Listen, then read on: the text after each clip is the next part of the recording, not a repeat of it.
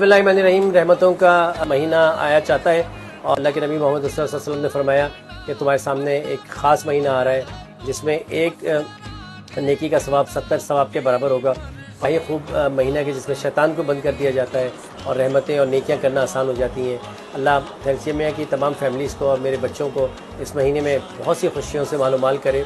और जो थैलेसीमिया के बच्चे रोज़ा रखना चाह रहे हैं, अगर वो बहुत ज़्यादा कहते हैं तो रख लें, ठीक है, अगर उनमें बर्दाश्त है, और अगर नहीं है तो भी कोई बात नहीं। अल्लाह ने ख़ास तौर पर इजाज़त दी है कि जिनकी तबीयत ख़राब है वो ना रखें और जिनकी तबीयत अच्छी है वो रख सकते हैं। और रेस्ट करें, इफ्तारी ख़त्म हो जाए तो खूब पानी पिएँ, अच्छी खुराक खाएँ, खजूर का इस्तेमाल भी रखें और अल्लाह ताला हम सब के इबादत और रोज़ा कबूल करें। आप थैलेसीमिया के तमाम बच्चे इस साल आने वाले बेशुमार साल इन रमज़ान की रहमतों को, बरकतों को समेटें।